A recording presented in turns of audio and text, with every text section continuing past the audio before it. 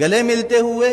اور کھانسی نزلے زکام والے کو نماز میں کھڑے ہوا دیکھا، نماز یہاں سے چھوڑ کر مسجد سے اس کو میں باہر نکال کر پھر نماز پڑھاؤں گا، ورنہ نماز نہیں پڑھاؤں گا۔ آپ لوگ احتیاط ہی نہیں کر رہے ہیں، الزام ہمیں دیتے ہیں، ڈاکٹروں کو دیتے ہیں، ڈاکٹر اپنی جان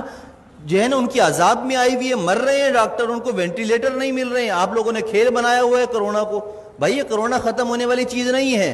5 سال تک ختم نہیں ہوگا، یہ آپ کو میں بتا دوں، لکھ کر دے رہا ہوں میں آپ کو، یہ چلے گا ایسا ہی۔ جب آپ سبزی کی دکان پر جا سکتے ہیں، آپ سپر مارکیٹ جا سکتے ہیں، آپ مسجد بھی آئیں، جمعہ پڑھیں، نماز پڑھیں، ڈسٹینس ختم کریں، نماز کے فوراً بعد ڈسٹینس پیدا کر لیں۔ سنت نفل پڑھنی ہے، پیچھے چلے جائیں، جگہ بدل لیں، اسی جگہ پر نماز نہ پڑھیں دوبارہ۔ یہ ایک کام تو یہ کریں، ہاتھ نہ ملائیں،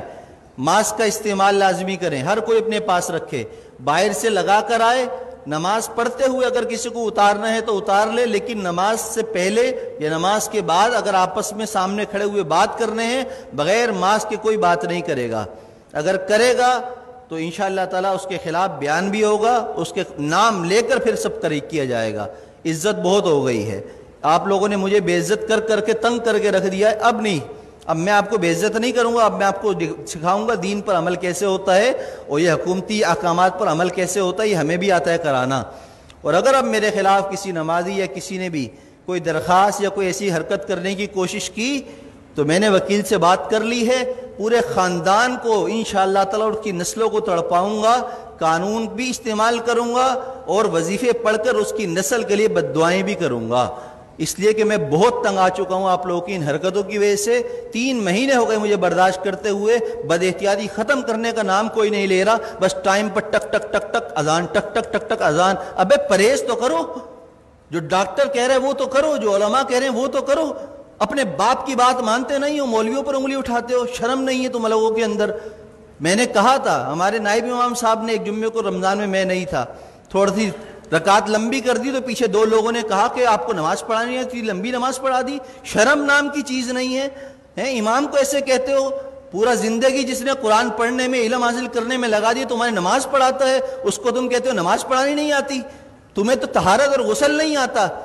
کیسے پیشاب کرنے کے بعد قطرے پاک کرتے ہیں اس کا طریقہ تمہیں نہیں آتا، پانی نہ ہو تو تم مولویوں کو سکھاتے ہو، اماموں کو سکھاتے ہو۔ خدا کے لیے ہاتھ جوڑ کر میں کہہ رہا ہوں، میں وزیر اعلیٰ نہیں ہوں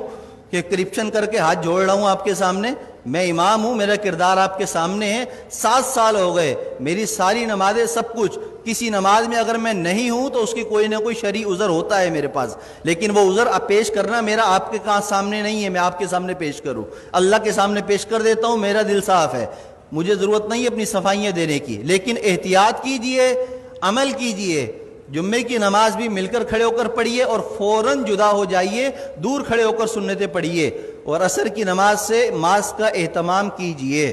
جیب میں رکھ کر لائیے، پہن کر لائیے، بات کرنی ہو ماسک لگا کر پہنیے، مجھ سے مسئلہ پوچھنا ہو 1 فٹ دور بیٹھ کر مجھ سے مسئلہ پوچھیے، ہاتھ اور ملانے کی اور مجھے خیریت لینے کی آپ کو ضرورت نہیں، الحمدللہ میں خیریت سے ہوں۔ اللہ ہم سب کو دین کی سمجھ اور عمل کی توفیق عطا فرمائے۔ میری باتیں کسی کو بری لگی ہوں تو پیشگی معذرت ہے، معذرت، جزاک اللہ خیر۔